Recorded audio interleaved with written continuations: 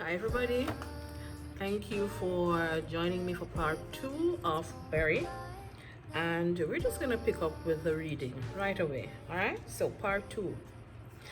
Milbury was a nice black boy, big, good-natured and strong, like what Paul Robeson must have been at 20, except that he wasn't educated.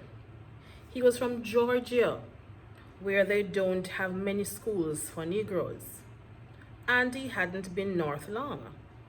He was glad to have a job, even if it was at a home for crippled children way out in the country on a beach 5 miles from the nearest railroad.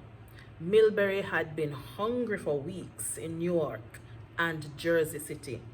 He needed work and food. And even if he wasn't educated, he had plenty of mother wit and lots of intuition about people and places. It didn't take him long to realize that he was doing far too much work for the home's $8 a week, and that everybody was imposing on him in that taken for granted way white folks do with Negro help.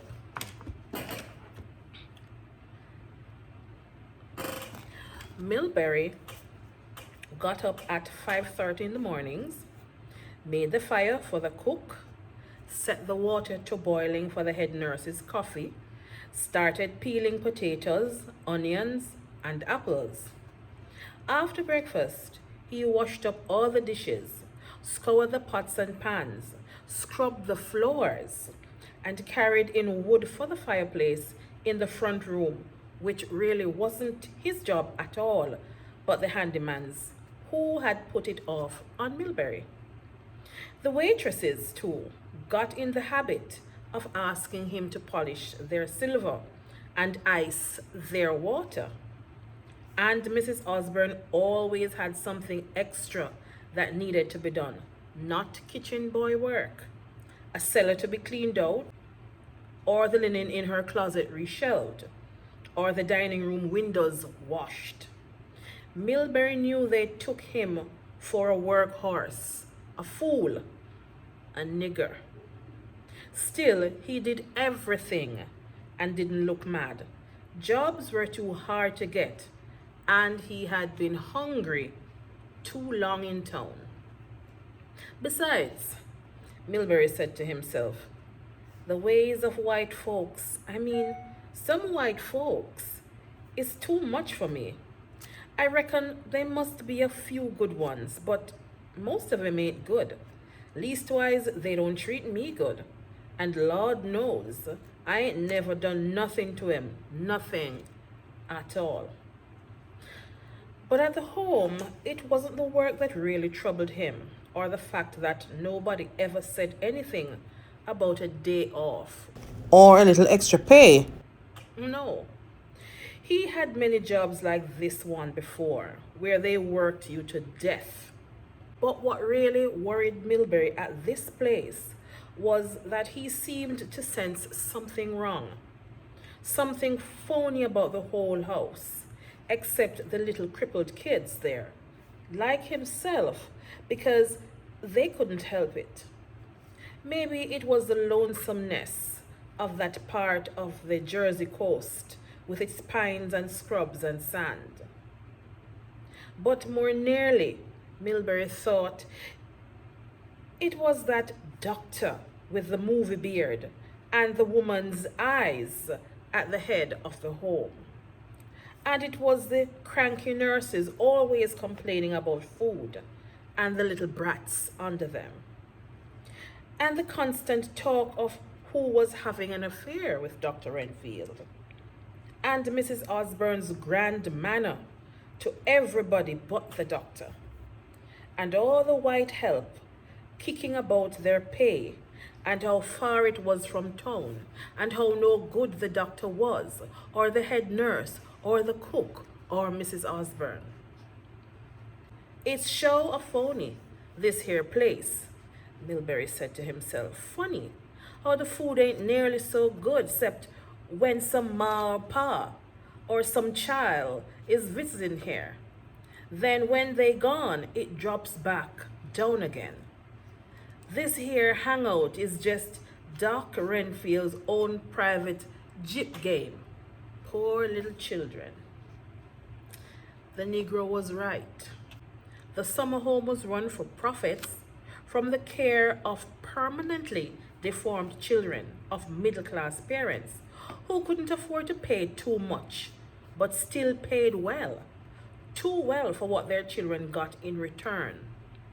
Milbury worked in the kitchen and saw the food cans opened for company and the cheap cans opened for the kids.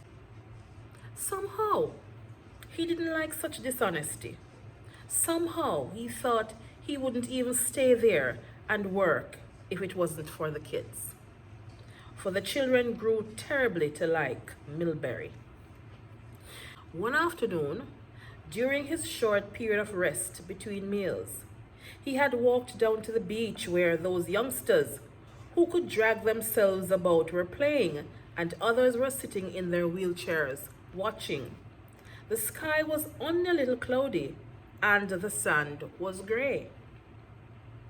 But quite all of a sudden, it began to rain. The nurses saw Milbury and called him to help them get the young ones quickly back to the house. Some of the children were too heavy for a nurse to lift easily into a wheelchair. Some couldn't run at all. The handyman helper wasn't around. So Milbury picked up child after child, sometimes two at once, and carried them up the broad screened-in porch of the home like a big, gentle horse. The children loved it, riding on his broad back or riding in his arms in the soft, gentle rain. "Come and play with us," one of them called, as Milbury left them all on the safe, dry porch with their nurses. "Sure, come back and play," another said. So Milbury, the next day, went down to the beach again in the afternoon and played with the crippled children. At first, the nurses, Miss Baxter and Mrs. Hill, didn't know whether to let him stay or not, but their charges seemed to enjoy it. Then, when the time came to go in for rest before dinner, Milbury helped push the wheelchairs, a task which the nurses hated, and he held the hands of those kids with braces and twisted limbs as they hobbled along. He told them stories and he made up jokes in the sun on the beach. And one rainy afternoon on the porch, he sang songs, old Southern Negro songs, funny ones that the children loved. Okay? All right, so that's part 2 of Barry. All right, everybody, as usual, if you have not liked my video, please like, share, subscribe to my channel, and you can hit that notification bell so when I upload videos, you will be in the know. If there are any questions on Barry, please leave them in the chat section. As always, take care until we meet again. Bye.